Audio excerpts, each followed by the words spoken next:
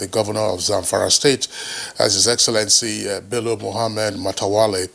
Now, our correspondents are aligned with him in Guzo. That's the Zamfara State capital. So, Baya, we have to sign you off for this time. Thank you very much. We'll see you again tomorrow. Thank you. All right. So, our correspondent, Shehu Mohammed Dati. All right. So, we're going straight to His Excellency, the governor of Zamfara State. You can see him there on the right side of your screen.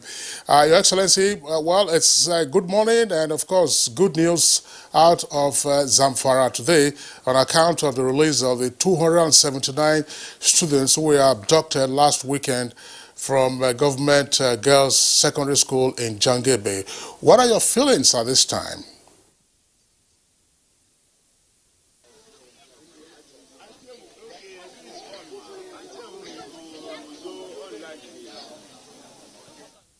These children, and you see all of us, the media, everybody is a joyful time because of what is happening this morning. The children are here, they are behind me, all of them are healthy, and we are taking them to our medical facilities to go through and examine the status of their health before we give them to their families.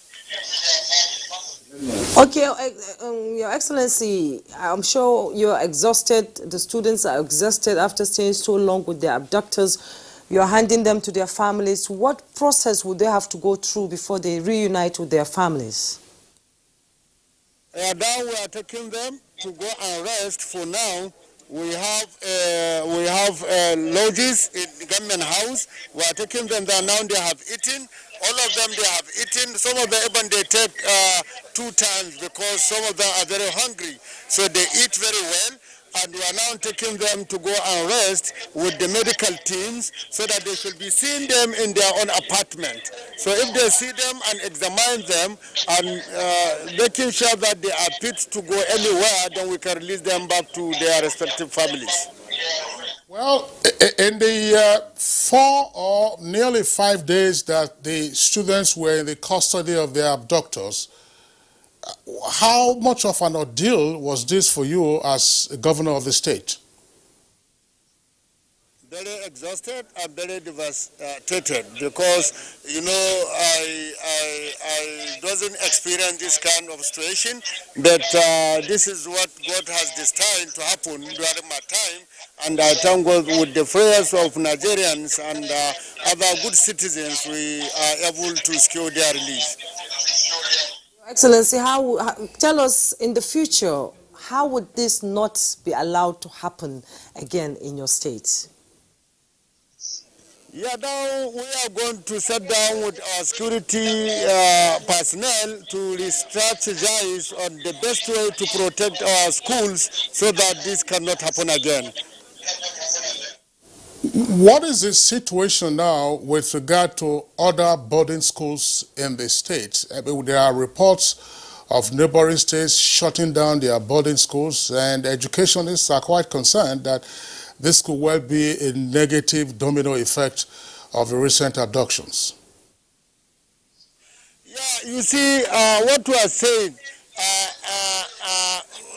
like in my state, you know, we have 2 approach, kinetic and non-kinetic approach. And the non-kinetic is working for us because if it is not working, we cannot be able to get the secure of the release of these children. And we're going to continue with that non-kinetic approach so that we can be able to bring those that did not accept the peace deal so that they can accept our initiative so that the whole state and the region will be accept. We are going to try and re-strategize the best method so that we can bring everybody on board so that they can understand this peace and reconciliation. By doing so, I believe the whole region will be accept. Okay, is there going to be any psychological evaluation for these girls that have just been released? You know, they are girls, their needs are different, and how do you ensure that they don't go through trauma of what they went through in the hands of their abductors? counseling department, and we're inviting them. They are all here with us. They are going to go in undergoing counseling so that they can be able to understand and to believe what. And they are all Muslim. If you see them, they have no problem. And at least by seeing them and their activities, it's like nothing happens to them. Well, Your Excellency, on Good Morning Nigeria yesterday, we of course discussed this question of banditry and kidnapping, particularly of school students. And one of our guests did say that what appears to be missing is that after every such horrific incident of abduction and release, there appears to be no post-mortem. That is to say, setting up a proper body or a proper commission or committee to evaluate what happened, why it happened, and how to forestall such future occurrences. Are you likely to adopt this method, this approach? Of course, I have already discussed this with Inspector General of Police, with the Director of State Security Services, with the Chief of Defense Staff. There must be an open investigation on what exactly happened to that area, and the proof panel will be in place to investigate exactly what exactly happened in that schools. Thank you. Thank you. All right. That was His Excellency, the Executive Governor of Zamfara State, Bello Mohammed Machawale, interacting with us there in Guzo, the capital of Zamfara State. Of course, you saw him in the front of the pupils or the students who've just been released. We'd like to appreciate his comments on this occasion that the 279 students who were abducted last weekend have now been released into the, of course, the safety and coziness of the state government. Now, we also indicated that we're going to have an interaction with our correspondent, Shehu Mohammed Dati, who was also with us yesterday from Jangebe. That's the epicenter of the abduction last weekend. Jangebe, of course, is in Talata Mafara local government area. We understand it's about 100 or so kilometers from the state capital, where the pupils, students now have been taken into custody by the state government. If we have our correspondent, Shehu Mohammed Dati, online, then of course. All right, you see him there on the right side of your split screen. Shehu, what is the mood in Jangebe this morning?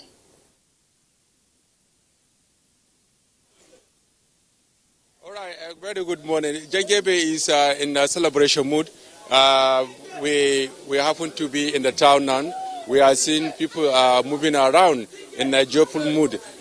Beside me is a house that one of the abductees lives, and we are trying to reach out to the mother to see maybe if she can talk to us and to express her own part of the way she's feeling now that the girls have been released. We are now moving into the house to see what is really going on.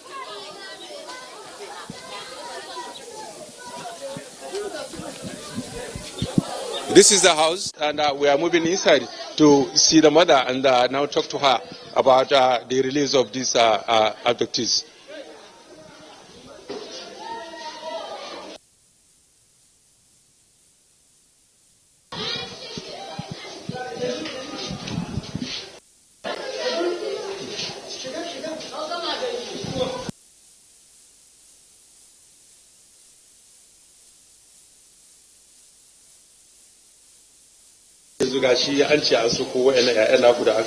Alhamdulillah.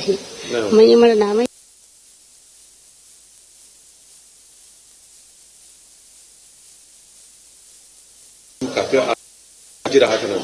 Alhamdulillah. Duk cikin murna. To yanzu da haka ta faru kuma magana kuma wakannan su za ku bari su koma kuwa? A za su koma. Ko ba mu kaddari.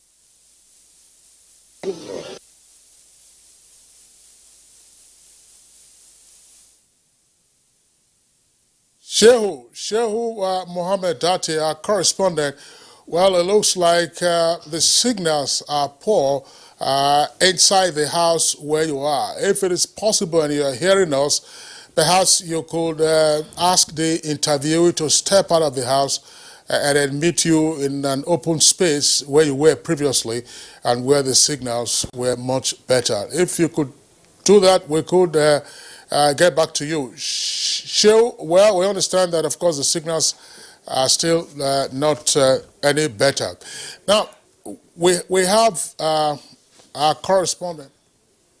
Correspondent Shehu, we understand you're out of the out of the structure now. Just go ahead with your interaction, and be sure to also interpret contemporaneously what your interviewer is saying. All right, can we talk to her now? I'm out of the house now. Go.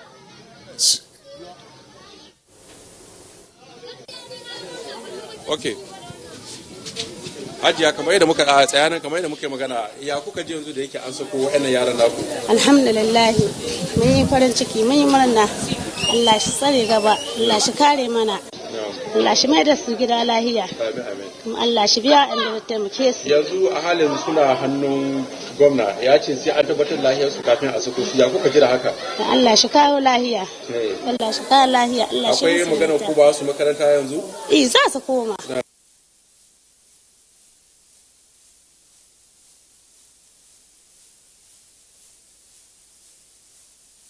Our correspondent there. And let's now move on to our Zoom interview with Muhammad Ali from Kaduna. And he's a security expert. Thank you so much for joining us.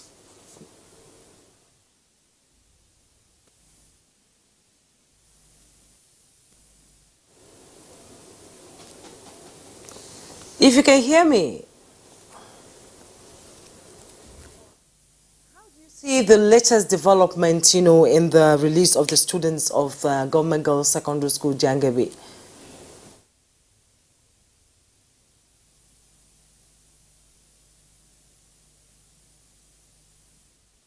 We seem to have lost him there too, Kinsley. That's right. I think our engineers are trying to get across to Mohammed Ali, who is one of our regular security analysts. He was also at some point a member of the Kaduna State House of Assembly.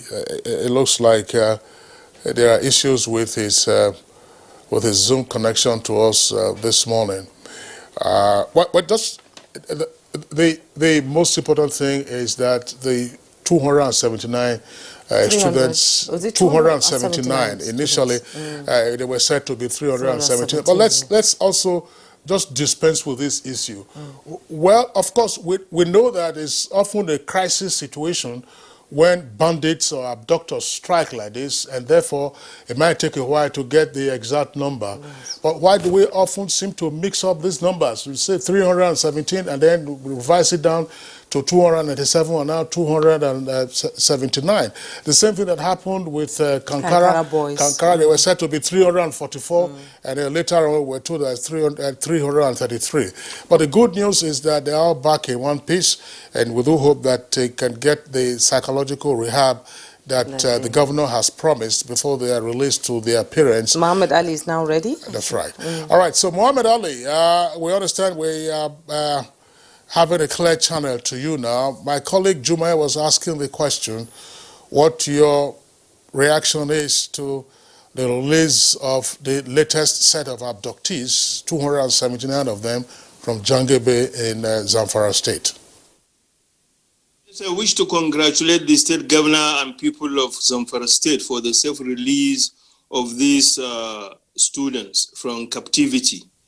But what this signifies is the urgent need for a partnership between public safety professionals, state governments across the Northwest geopolitical zone, and school managements in order to have a collaborative, comprehensive approach to halt these menace. Otherwise, it has the potential of destroying our already frustrated educational system.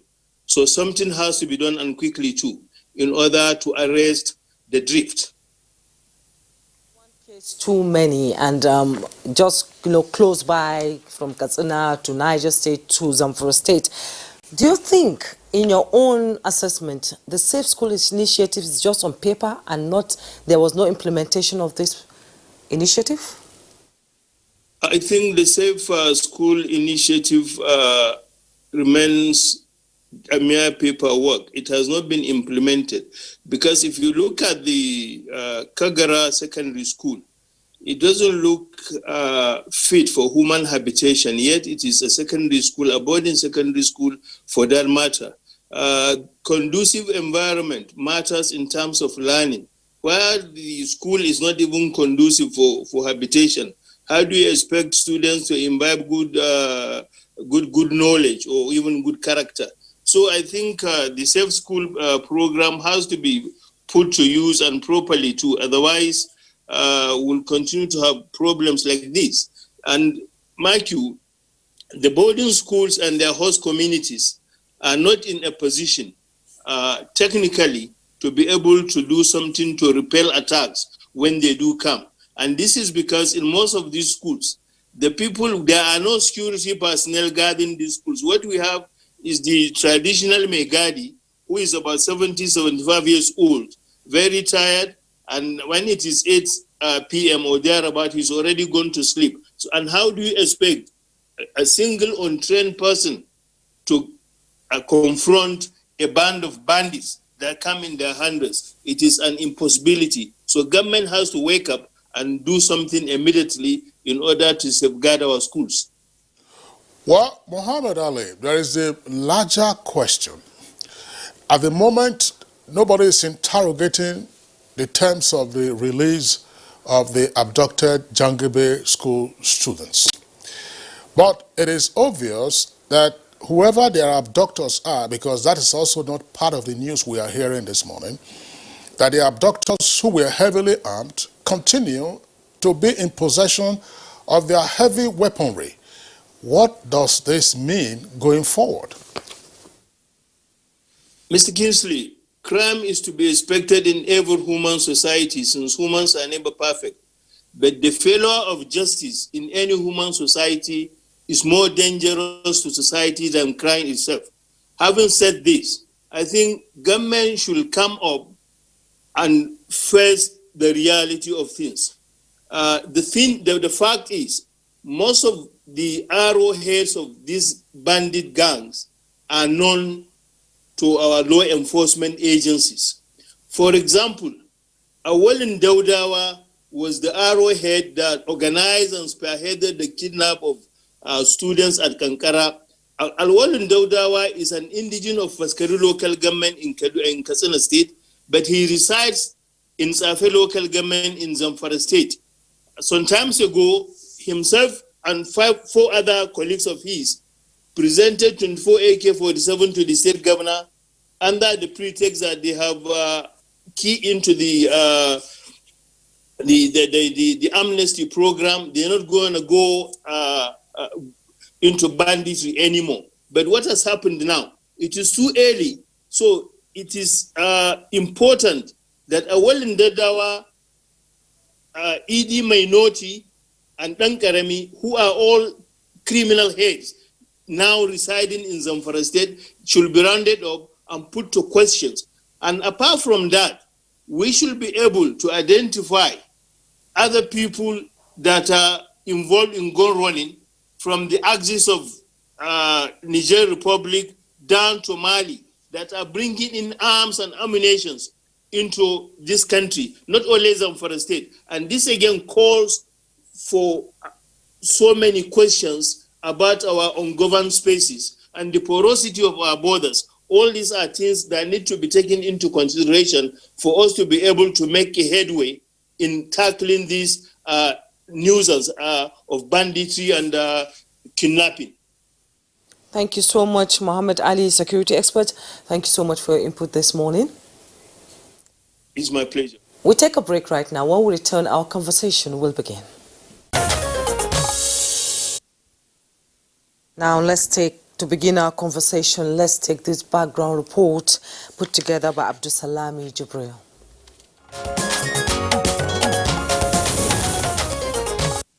Recent abduction of students from their schools has opened a can of worms on the state of infrastructure in Nigerian schools. Across the country, schools without roof or partial roof, children learning while sitting on the bare floor and without desks, or children receiving lessons under trees or on completed buildings have sadly become a common sight. The physical environment in such schools not only presents a sorry sight, but also constitutes serious health hazard to the students. In many of these schools, laboratories are non-existent and where present lack basic equipment. Libraries seems to be a luxury. Instructional materials such as textbooks are barely available, while teaching aids for teachers is either not available or not enough. Dormitories lack the necessary amenities, while classrooms are mostly in a sorry state. Seasoned educators maintain that the condition of a school is one of several factors that determine the performance of students. However, the state of many schools in Nigeria leaves much to be desired. While experts have attributed the dilapidated state of these schools to negligence, lack of maintenance culture, and insufficient funds, among others, the question to ask is, how long will it take for these schools to be rehabilitated? What role should communities and other stakeholders play in the maintenance of schools in Nigeria?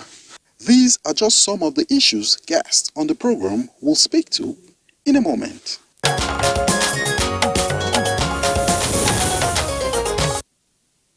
Thank you very much there, Abdusalam Jibril, for that backgrounder, as we, of course, are taking on fixing dilapidated public schools.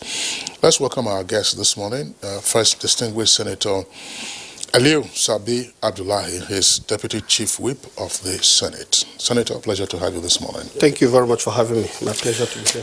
Also with us in the studios, we would like to welcome Honorable Danchung Musa Bagos. He's a member of the House of Reps, representing Jos South and Jos East Federal Constituency. Honorable Bagos, pleasure to have you this morning. Thank you. Good morning. Good morning, Nigeria. And joining us from our Kaduna studio is Dr. Shehu Usman Mohammed Makarfi, Commissioner for Education, Kaduna State. It's a pleasure to have you join us. Education, Kaduna State. Good morning. Good morning, Nigeria. Kaduna studio Alhaji Haruna Anjuma, Kaduna State PTA Chairman and National President, National Parent Teachers Association of Nigeria, NAPTAN. Thank you so much for joining us. Very much a pleasure. Also joining us from Maiduguri studio is Executive Secretary, Borno State Education Trust Fund, May Naomi. Thank you so much for joining us. Good morning, Jumai. Good morning, Nigerians. All right. Well, a full cast of gentlemen. Pleasure to have you with us. Let's actually start this conversation from our Kaduna Network Center, where my colleague Jumai a moment ago introduced Alhaji Haruna Danjuma, who is National President of the National Parent Teacher Association of Nigeria. We all saw the images out of the Government Science College, Kagara, after the students were abducted, along, of course, with some of their teachers and other residents on the premises. Those images, both in print and in videos, were obviously unsightly, whether the admin block, the dormitories, or what passed for dormitories, and so on and so forth. And that appears, of course, to be the case in a number of states of the Federation, particularly with regard to public schools. As a parent, and of course as president of this association, what is your reaction to those unsightly images of where students were supposed to be residing and taking instructions to become leaders of tomorrow?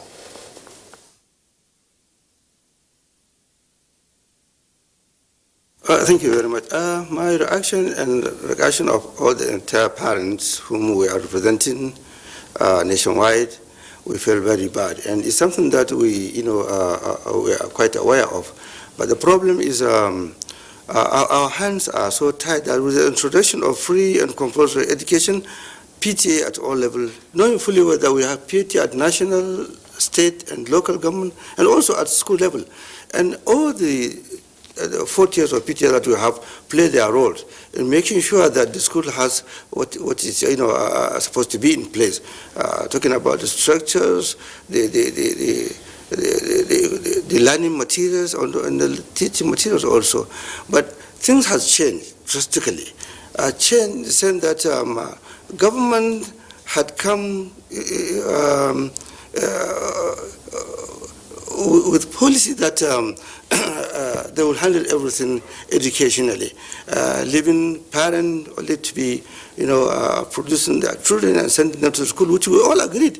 And before the introduction of PTA, before the introduction of free education, PTA at all level, we do, play our role in making sure that the needed structure, including the teaching and non-teaching staff, to augment the government on making sure that things are right. It is quite true that people are just looking at the structures alone. But when you go deep into our school, the public school in particular, they find that there are a lack of learning material. That is one of the reasons why you find that our children in public schools find it very difficult to meet up with the expected education when it comes to examination or any other educationally in particular. So if you consider that of the public and that of the private school, you see that they are ahead of our children that are in the public school. But the problem here is that this saying that in Hausa, in Dambuye or by Jumai, if things are too much on things, there's a food that is called dambu. If it's too much, hardly the oil that is supposed to be mixed up will be enough for as for the government, we expect to allow everybody to come on board to contribute to the quota. That will be very much okay with the government. But having said so, PTA, we are very much ready to come in and contribute to contribute not only to our children but for the teachers, because we are parent and teacher association where we put it together, we educate ourselves, we sensitize ourselves, we see to the need of making sure that our children are getting what they are in the school for. So these are our reaction to that one. Okay, I'm still staying with you, Alhaji Haruna. As the chairman and national president of PTAs in Nigeria, have you taken it upon yourself to go around schools in this country to see areas where government needs to come in? And have you laid your problems before the government and no action has been taken? Are you comfortable with students staying in schools like that where there's lack of, shelter? I don't call these buildings I see there as shelter. It is not shelter.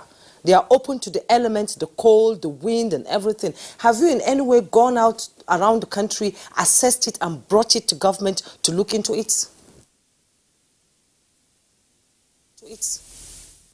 Of course, did. You see, years back, having gone through all this kind of thing and see for ourselves, I want to remind you of we have PTA chapter at all states. Among 36 states and FCT.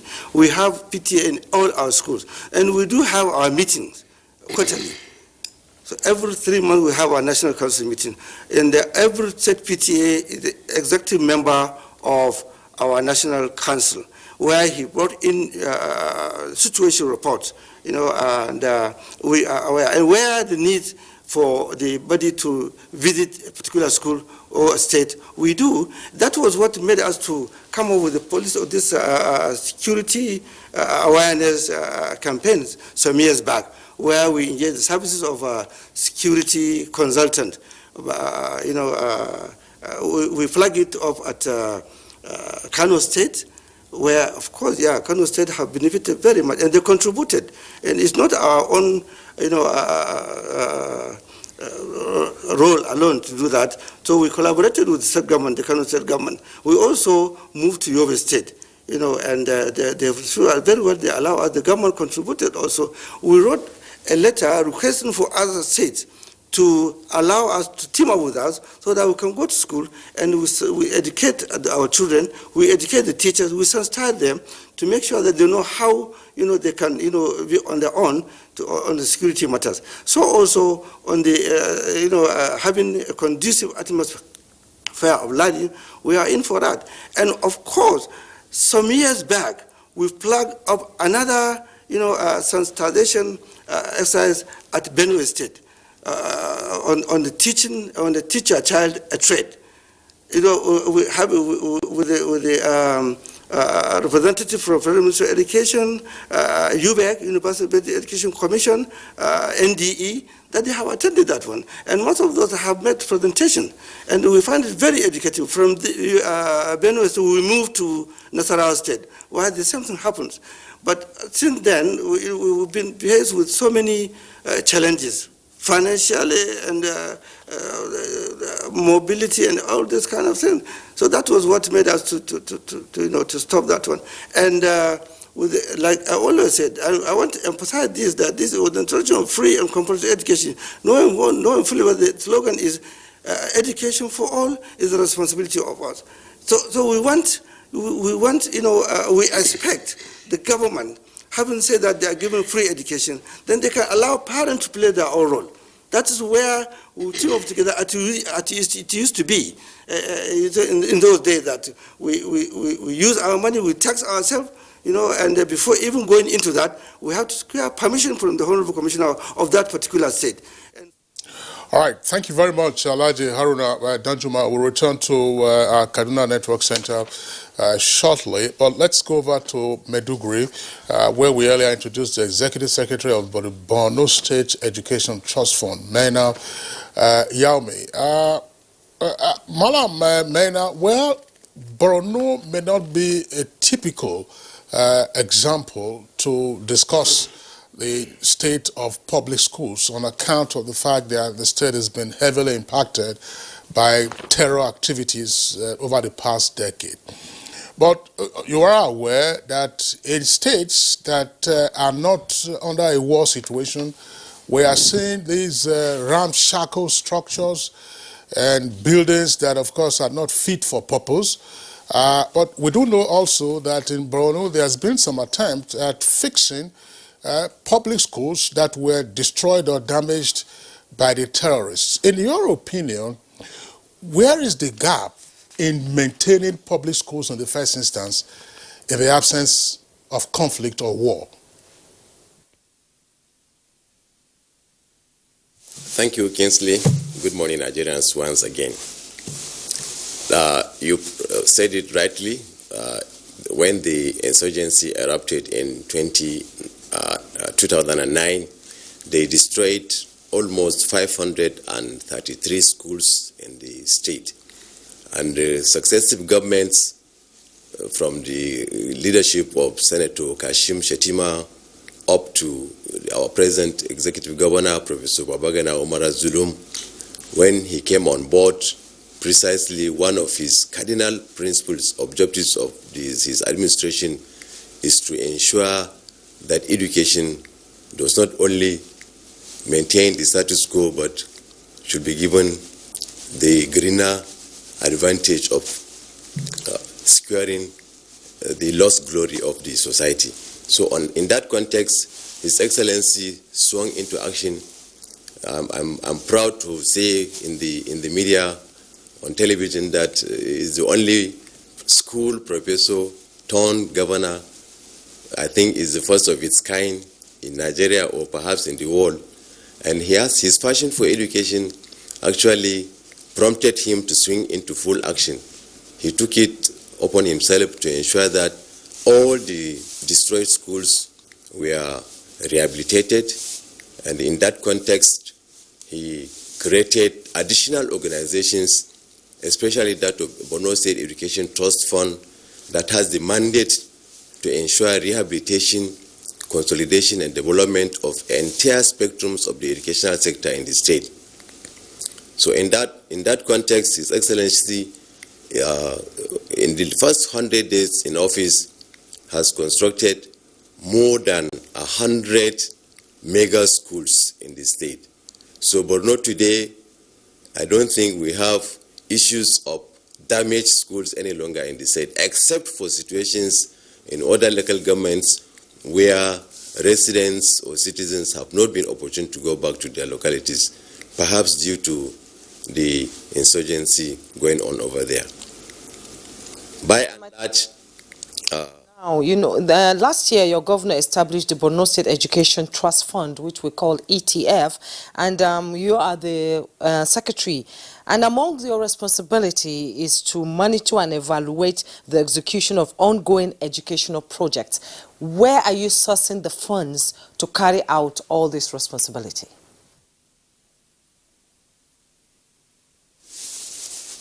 by the Act establishing Borno State Education Trust Fund, 2.5% of local government fund accruing to the state is being given to the trust fund in order to take care of developmental affairs in the state.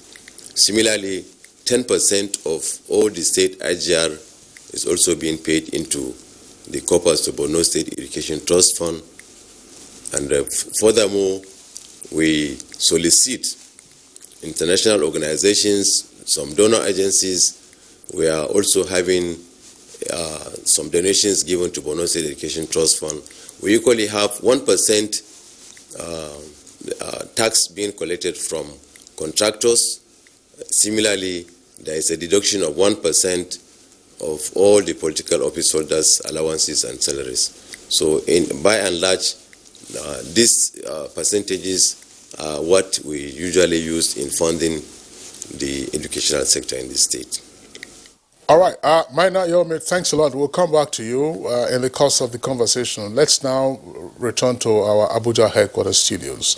Distinguished Senator Aliu Sabi Abdullahi, and of course, Honorable Dachung Musa Bagos, who's a member of the House of Reps. Gentlemen, some persons have said that the images that came out of Kagara exposed the rump of the state of public schools in the country, not just in Niger, but in some parts of the country. That's what we find. And of course, it was embarrassing seeing those pictures. In your opinion, is this a rude awakening to what needs to be done with fixing those rotten schools? Senator Abdullahi. Thank you very much. Perhaps permit me to say a very big congratulations to the government and people of Zamfara State for the news coming out of that state this morning. And of course, the Kagara experience also. I want to congratulate the government and people of Niger State for at least having those kids back. For me, it is more than a rude awakening. And I think, you know, there's always a peak in everything. It is just the peak that we have reached. The rude awakening has not come yet. And it is left for us to face the reality of what we are seeing now as we have reached the peak of the decay that has been the educational sector for the past 3 to 4 decades. And it is something you can say has happened on an incremental basis. The bulk of people who are in leadership position today, I think I can be right in saying that 80 to 70% of them went through the public schools as we know them today. I went to complete public school, from primary school in the village in Rofia, Agwara local government today, to Borgu Secondary School in Borgu local government, to ABU. And for me, what we witnessed and what is happening today is something that if you truly care for the future of this country, I think your heart must be bleeding. For me, my heart has always been bleeding when I realized that the opportunity I had, even being taught under the tree in Rofia and coming to where I am today, I think, honestly, there is something that is wrong with our educational system, beyond all the talks we have been doing. And I think what I have seen over the years, there is something very fundamental that we have thrown away. and that is educational planning. Just recently, we lost one of our illustrious sons in Borgu, Senator Aliu Gani. Senator Aliu Gani was an educationist. He was the Senate Committee Chairman on Education in the Second Republic during the MPN administration. And what I have learned from his life history, because I had to present his death in the chamber, and of course I asked for his information on his biography, I realized that what we witnessed those days was a function of very sound, strong educational planning, which today you can say is missing. It's completely missing. Because the educational planners we used to have those days, we sit down and look and assess the need. And when they are talking about the need, they are talking about the complete need for a functional education. You are talking about the infrastructure, you are talking about the structure, or is it the superstructure, that is the instructional aids and materials and the like. And then you are also talking about the training and retraining of the teachers. And I think it was because of this we used to have the teachers training colleges, and you can see that professionals were manning fully the educational sector. But unfortunately today, we are bringing in just people who, because even if you're an educationist, are you an educational planner? Are you an educational administrator? Because these are different ball games. And I have realized that even those days, because of the kind of planning that went into how our schools are run, you could see that even without the fence, students were disciplined enough to know that this is my boundary. Now, but times have changed. And if you have a strong planning educational system, you will have realized that, of course, it is time for you to begin to upgrade the infrastructure, which means, for example, the aspect of security. Because the moment you start witnessing insecurity, the next thing you need to begin to talk about is how do you secure the children in a location. And security in that context, we mean both the fencing and the other technology-driven support you will have, and then also the hostels, even where the children sleep. As it is, from what we have seen, most of the schools, they don't even have doors to their dormitory. You walk in and you walk out. And the fences, most of them are collapsed, because in the first instance, they were not properly built. They were not built to last anyway. They're just maybe contract given to some people, they just whoosh, and so on and so forth. So I think for me, unfortunately, I think just about a week ago, the Senate debated very robustly the need for safe school in our schools. And I think one of the highlights of the recommendation or the resolution we took was to say that we are urging the Federal Ministry of Education to call for an emergency National Council on Education meeting so that they can put in place a very strong committee that will begin to look at this safe school initiative in a much better fashion, because you need to assess where the threats are. Obviously, there are some places that are more threatened. And because they are more threatened, you need to begin to think about what needs to be done. By the way, we have the Universal Basic Education Fund. It is time for that fund to go back into providing the necessary infrastructure to secure our schools. Because if you don't secure the children, then what are you going to achieve? And by the way, by the fear being injected through this harrowing experience, it is obvious some parents will definitely drag their feet in releasing their children to go back to school. And we all know the difference. Those days we used to have the debate between day and boarding. There is no debate in here. Everybody knows a boarding student is better off than a day student. That one does not require any debate. If you went through a boarding school, you will know the kind of routine you are taught. And that will follow you for the rest of your life, because you become more structured, more organized, and better focused than a day student who comes in, and of course, he might be joining his friends to go for events when he's supposed to be studying. So I think... Or supposed to be observing a siesta. Yeah, or having a siesta so that he can refresh his brain. So I think for me, the situation we have today calls for a national emergency in education. Because, like you said, all these things are pointing to something. And if we want to grow as a country, we must bring up a standard that everybody can ascribe to. And in ascribing to it, provide the opportunity for our best hands to be at the helm of affairs and to also drive the growth and prosperity of this country. So I think, to me, this is what needs to be done, and perhaps many more other things that people can suggest, because we have very bright minds. We have people who understand what it takes to run schools. And today, if you look at it, we're talking about even the infrastructure. What of sports? I went through a boarding school where in the evening you go, you choose your sport and go and collect the equipment. Now you see schools, they don't even have any sport. Children will be the ones to make up sports equipment or even buy. So these are the challenges. And I think until we really address these issues, perhaps, like I said, coming back to what I said, it's more than we have not gotten to the rude awakening. The moment we don't address this, then we can begin to imagine the kind of children we are grooming as future leaders of this country.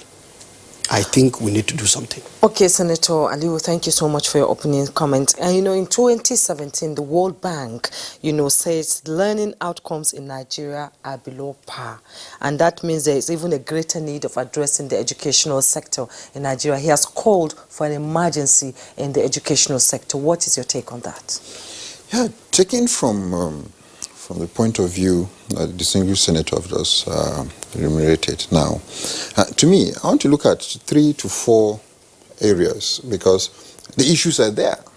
We all know that we have serious challenge in terms from the educational sector. One, effective monitoring and evaluation from the legislators, be it the States House of Assembly and the National Assembly.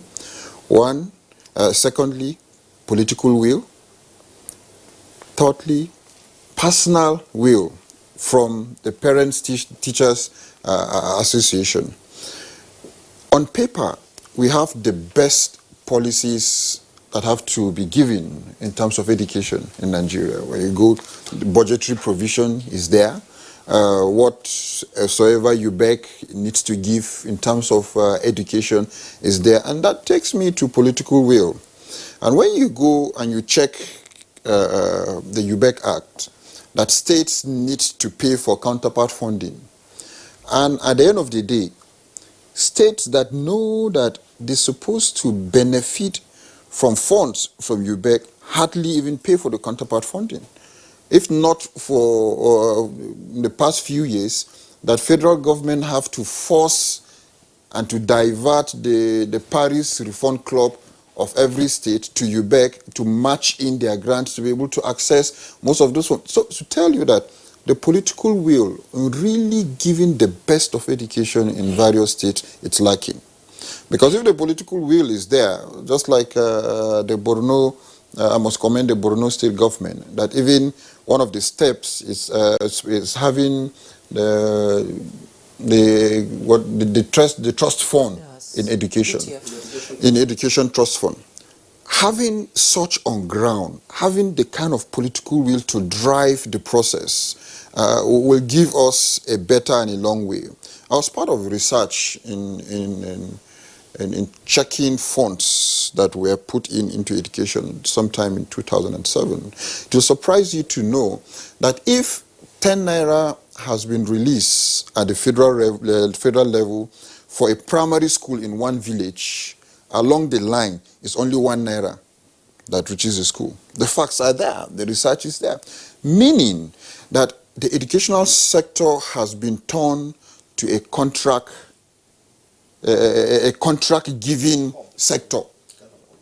That if you see people moving into UBEC today, they are not asking UBEC that what is the status, what kind of structure are you giving to my own school in the village, but rather they are going into UBEC to check for, to be given contracts for schools. around the country. If you go to whatsoever budgetary provision that is being given in the educational sector today, 70% of people are going in to get to ask for contract. Is it school, books, whatsoever, school feeding, and so on and so forth. So the political and personal will, we need to check that, first of all, what is it that we really need in the educational sector? I made research that, okay, the public school I went to, my father was a local government chairman in the 80s, and I was in a public school as his son. And I said, okay, now being in a position now, let my children go to public school. The same public school I went to in the 80s, I cannot dare take my child to that same school. Number one, security, the high risks of insecurity in the entire area, it's something else. Infrastructure, it's no longer there.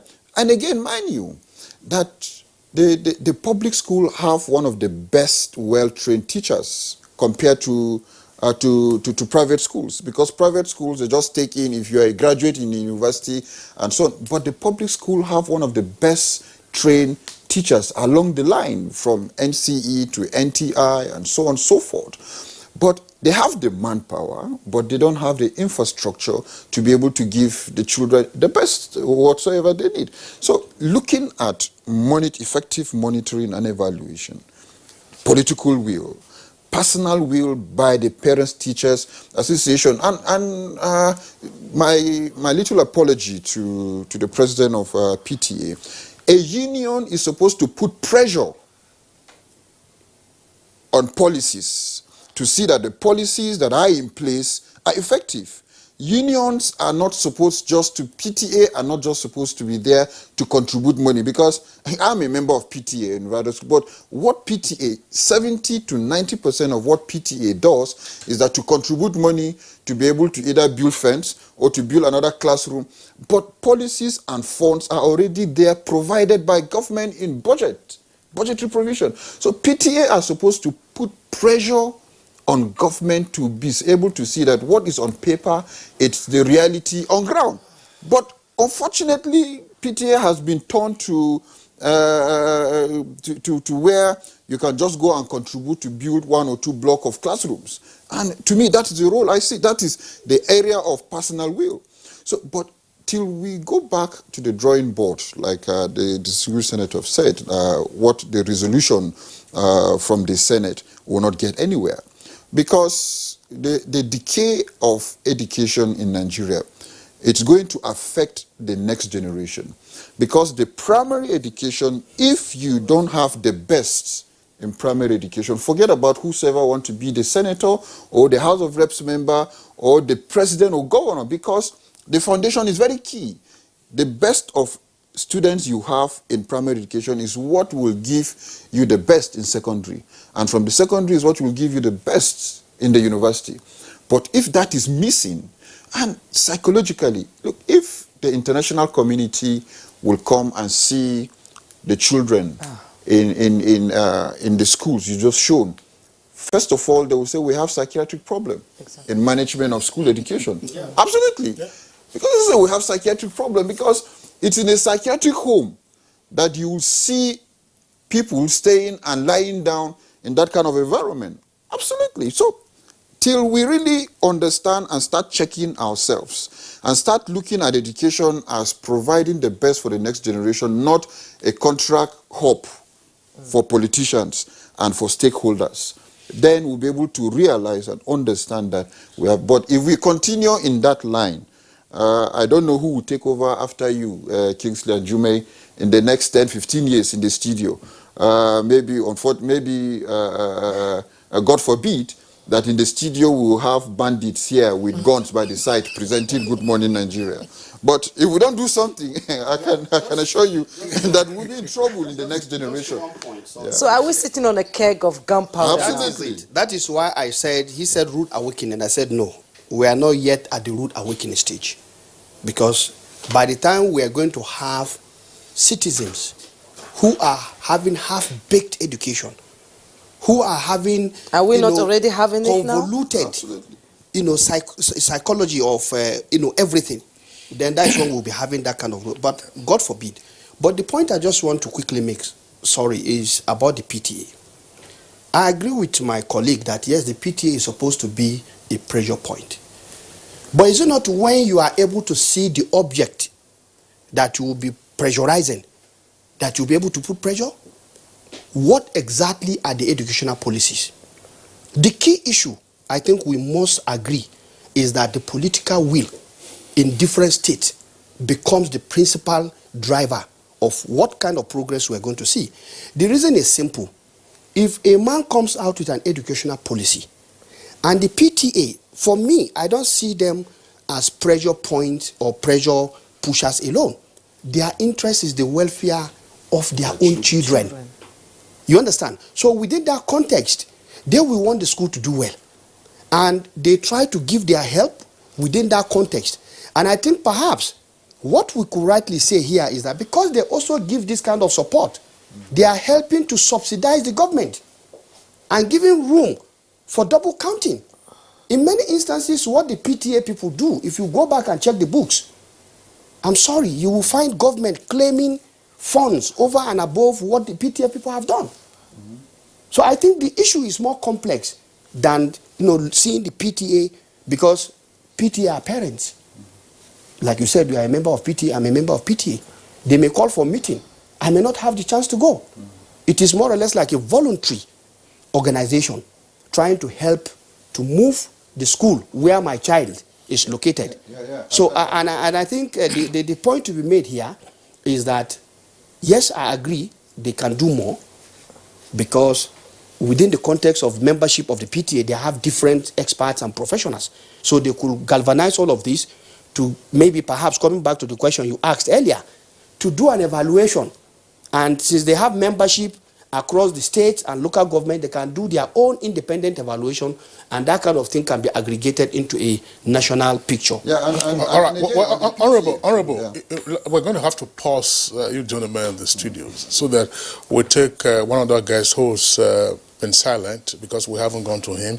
It's in Kaduna, and with the national president of the national PTA. Of course, he's the Commissioner for Education in Kaduna State, Dr. Shehu Usman Muhammad Makarfi. Delight once again to have you. Of course, you've listened to the comments of the other guests, but tell us, in your opinion, why are public schools in such a dilapidated state in some states of the Federation, and what should be done to fix them? Thank you very much, Kisley. Thank you all. I mean, basically what they have said as Nigerians, we know that's quite the facts on ground.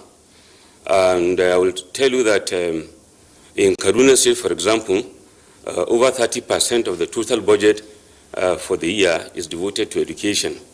But again, I have said this several times, that 30% is 30% of something. For me, for example, if the whole total budget of the state is devoted to education in 1 year, will not solve the problem we have in education for that period. I've heard of comments about dilapidation. I've heard of comments of about blown roofs. In public schools, in Kaduna State, for example, out of 540 secondary schools, during this rainy season, we have an experience of over 60 of them blown off during the rainy season. Over 4,200 primary schools, over 200 of them had their roofs blown off. These are many challenges. I think I agree absolutely with the distinguished senator if we'll have national emergency on education, because that's when we'll look at how much are we investing in education, how much are we budgeting for education, both at the state, both at federal, state, and local government levels, and then how are we accounting for the resources invested in education. And I want to say this, when government or national policies, state policies at different levels declare education as free and compulsory, that does not mean that everybody should fold his arms or her arms and just look at this for government to fund it. No. We should all make our own contributions to support education in various environments. Government, I want to declare and say it vividly without contradiction, that do not have the resources to fund the requirements of education at every level. Take, for example, in Kaduna State, I have 1.9 million children going to nursery and primary school in public school alone. Just take one child per head, just one child. Do a little calculation of what is involved in the uniform when you are giving free education, the uniform, teaching materials, classroom accommodation, salary of teachers, and so on and so forth. How much are you expecting to expend on a child in a year? Then look at about 600,000 children going to secondary schools. We have about 40,000 at the higher education, and so on and so forth. By total, both in primary, in nursery, primary, secondary, and university and higher education within Kaduna State, I have 3.1 million students going to school. Now, how much do you need to fund them? I know tertiary education is not free completely, but for example, in college education, we don't collect tuition fee. So I absolutely agree that we need to look at a lot of investment in education. We devoted over 30% of our budget. By last year, June, when we wanted to make some expenditure to bring back our blown-off schools to shape, we had no money in that account. It's off because we've exhausted all in making one repair or the other. And what we're simply trying to say is that management of education requires the hands of government, parents, other teachers, NGOs, and everybody. So for us to say that we are doing well, particularly in securing our institutions, you are not only looking at four-wall classroom, you are also looking at the security of that school, the enabling environment, the qualified teachers, the provision of teaching materials, instructional materials. All these are borne by what I agree with one of the speakers that say that you need an educational planner who will plan to say that this is what we require over this year and over time within, to give you a very projected expenditure for years. But then, when you have this, how do you generate the resources to meet up what you have planned? That's very critical. It shouldn't be only by one arm. All the three arms need to sit down and look at what is available to them and how do you invest them, how do you spread it, and what are we going to achieve, what is the outcome. In what you have seen that you call horrific pictures, in any school, to provide appropriate security, you need to understand where is that school located. What is the relationship with that school, with the environment, the community around them? How secure that school? Wall fence? What is the distance between that school and any security outpost that if they cry out, security will be able to reach them within 30 minutes? And then what is the security architect in the school? Do they have any security committee that they will discuss among themselves and say, okay, in case something happens, this is how we raise an alarm, and so on and so forth. These are resource-driven issues.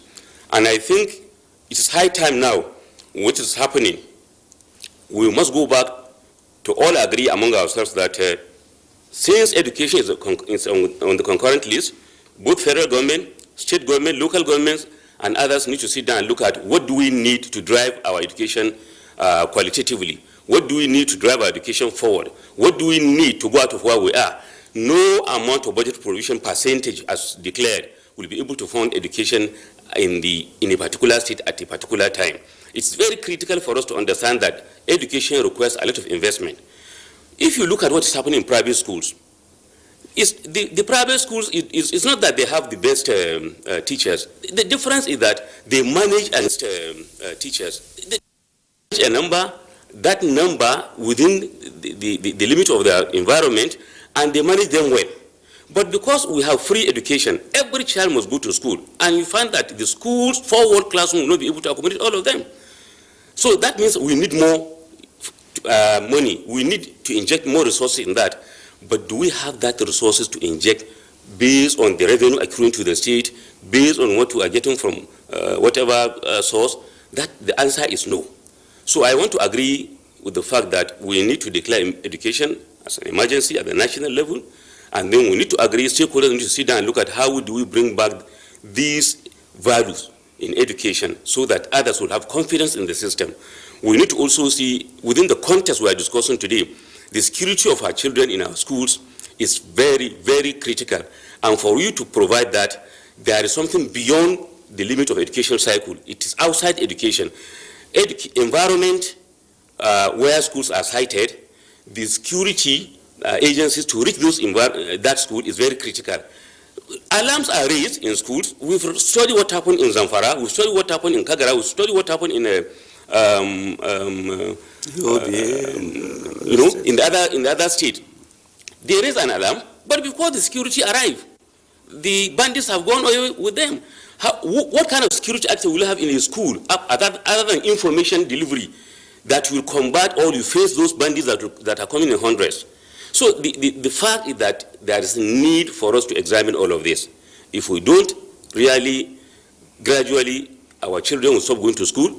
Since Chibok girls, I have been watching, I have been examining that in the state. Since Chibok girls incidents, students have been dwindling.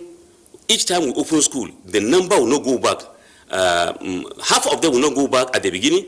Only gradually, 1/3 will go back. But we have never, ever recorded full resumption when we open schools, because, and we'll be following up to ask why. They will tell you security issue. We want our children to stay at home. It's better for me to have my child at home and not going to school than to have them somewhere and every day I will be sleeping with one eye open. These are critical issues. Even these last 3 days, we've gone around our institutions, our boarding schools. That is the question. That is the answer. The same answer. The number in a school where we have 1,000 students boarding, you find that only 700 or 600 have returned. Please, this is not only a state issue, it's not a local government issue, it's not only a federal government issue, it's a collective issue, and I hope National Assembly will take this more seriously for us to have a rethink in what we are doing in driving our education forward. Thank you.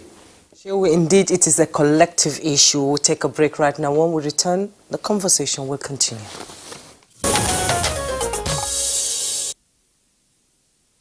All right, you're welcome back, and it's still Good Morning Nigeria on the network service of the NTA. Don't ask why I'm chuckling. Off air, the senator, the honorable member, and myself and my colleague Juma, we're just reminiscing on our days in the boarding house and the discipline that you got from being a boarding student, which is not to say that these students aren't disciplined, but of course there are certain things that, of course, you continue to act out decades after you have left boarding school. But let's return to the subject matter of fixing dilapidated public schools in Nigeria. I'm going back to Maiduguri Network Center, where Maina Yaume is. Maina Yaume, well, can you tell us part of what is playing out in Borno today that may very well be an example to learn from the peers of your governor? Apparently, paucity of funds is not an alibi to say, oh, we don't have funds. What is it that the Borno state government is getting right with fixing schools that were ruined by insurgency, and how is it doing it? Because we keep hearing funds are not enough, and then you hear persons saying at one point that you need 350 million naira to build a school. And I'm asking, is it a university or what?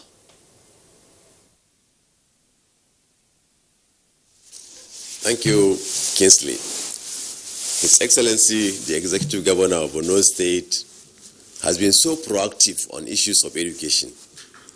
And having realized that state government alone cannot shoulder the responsibility of education in total, decided to have a 25-year development plan for Borno State. This one will have a long-term effect on sustainable development and economic development, with emphasis on human capital development towards education, towards gender, arts and culture, youth and sports. In addition to that, that emphasis on long-term development plan has to look on issues of agriculture and sustainable economic development. On that note, other international organizations who saw that despite all the constraints His Excellency is going through, they saw the need to salvage together so that Borno State, in terms of education, moves ahead. International donor agencies, World Bank, UNICEF, United Nations humanitarian organizations, Red Cross societies have all come on board Today in Maiduguri, you have quite a number of international organizations that have come from all over the world to ensure that humanitarian gesture is being rendered to the state that has for over a decade long been ravaged by the insurgency.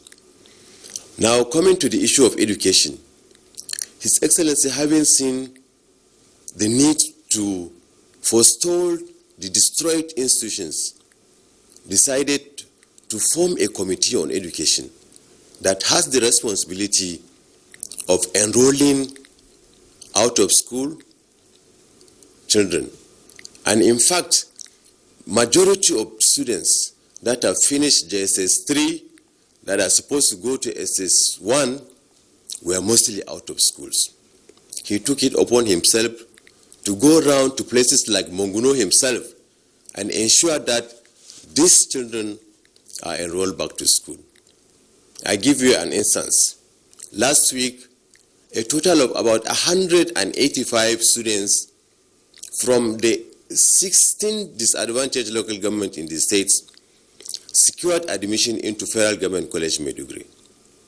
And he took it upon himself to register, to pay the registration fee and other charges totaling over 33 million naira.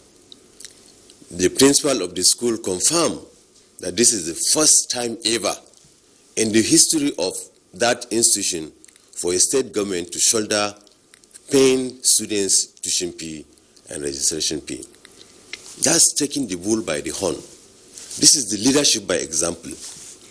Now His Excellency had to go out of his way himself to travel down to as far as Damasak to enroll people from primary school that are supposed to enter into primary school.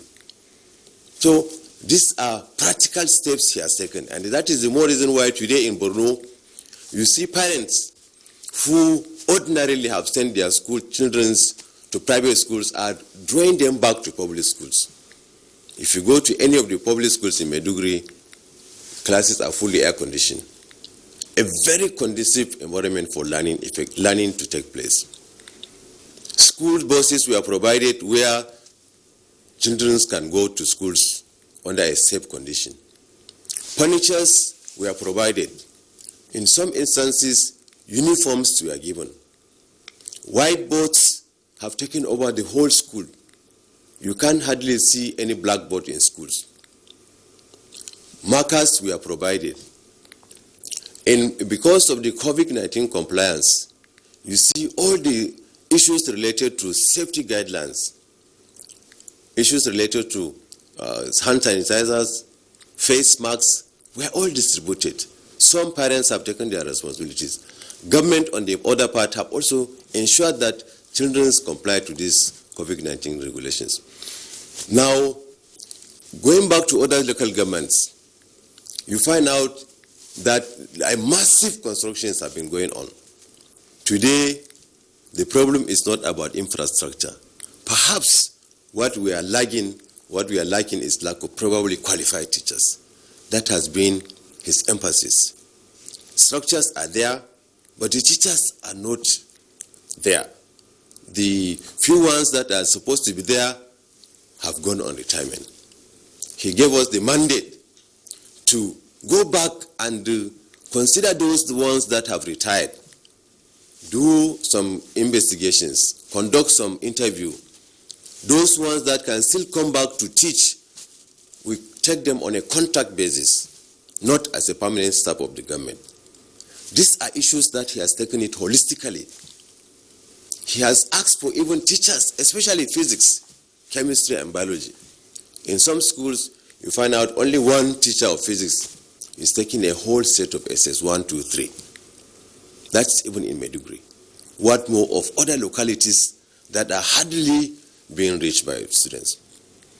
Now, in order to give incentives to teachers, any teacher that is posted to outside Maiduguri is given a special package different from those ones that are sent in Maiduguri in terms of salary, in terms of incentives. You know, these are all motivations. And what keeps this institution moving is motivation. All right, thank you very much, Maina Yaomi, there for that elaborate explanation. Let's quickly take a look at the tweets that have come in from our viewers, and then we'll return to our guests to get what could be their closing thoughts. Dele Jack Solomon says poor facilities hurt both students and teachers. Research shows classroom environment and climate, environmental hazards, heat, and other pollutants adversely impact students' ability to learn and their short-term and long-term health. And Suleiman Babagana tweets, a positive classroom environment helps improve attention, reduce anxiety, and support emotional and behavioral regulation of students. When a desirable environment is created, learners are more likely to acquire higher motivation that leads to wonderful learning outcomes. Mike Anyakwa, fixing dilapidated schools and maintenance of good ones must be top priority of any administration, whether in time of crisis or not. The concern is that we pay lip service to issues until disaster occurs. It's high time officials designated with various responsibilities sat up. And Mutana Farouk tweets, the recent threat on security in schools calls for the infrastructural fortification and securing life and property in schools. Schools may have to create their internally formidable security since the security agencies do not have the numbers in terms of personnel. Law Alpha C, a special intervention fund has to be set aside for fixing the dilapidated primary, secondary, and even tertiary schools, which will be managed by the federal government and states and withdrawn from their statutory allocations. And why do you want another special intervention fund? You have UBEC already. Of course. And you have SUBEBs, and you listen to what Maiduguri, well, of course, Borno is doing with regard to fixing their schools. And Chris Simon tweets, education is the best legacy parents, guardians, and government can give to their children and people. If government fails to give prior attention to education, what should be the fate of our children in schools? And you have this from Bello Muhammad. The culture of maintenance is not being given appropriate attention. Our lawmakers must ensure that money appropriated for maintenance is judiciously applied. And Ahmed Mohammed tweets, the government should budget more for education sector and set up an agency that will overlook and ensure development of secondary schools. We have SUBEB, we have all that on ground already. I think we don't need That's right, is to get them to do their work. We don't need a duplication of all these agencies. That's right. Now, this is from Festus Akimboyewa. That's the last we're taking. Sadly, there are many dilapidated school buildings that are crumbling around teachers and students in our country. Government at all levels must assess the condition of all school buildings and fix those in need of immediate repairs. Thanks a lot for your tweets. Senator Shabi Abdullahi, one point that has also emerged from all of this, on the part of lawmakers, whether at the national or sub-national level, we keep hearing about constituency projects, These rotten schools are in the constituencies of the lawmakers. Couldn't it be also a wake-up call for lawmakers to say, look, I'm going to look around and see which schools I could take as my constituency project, rather than having a situation where, according to the ICPC, so-called constituency projects are certainly no projects at all. Well, thank you very much. I will not be dragged into the comments of the ICPC, but let me say very clearly that for me, thank you for bringing this up. And I will say without fear of being contradicted that many of our colleagues are having consistency projects having to do with schools infrastructure. For me, as I speak, I've provided school infrastructure in the primary school where I attended, the secondary school where I attended, and of course, if you go to Borgo Secondary School today, I've given it a new look, and I'm still working every year that I get any opportunity. I'm pushing in, infrastructure there. Women Day College, Kontagura, I've given them projects, and we're still doing the same thing. So I think it's true, and I think it's actually an area of need for us to be able to. But most importantly, let me say that it is time for us to go back to educational planning.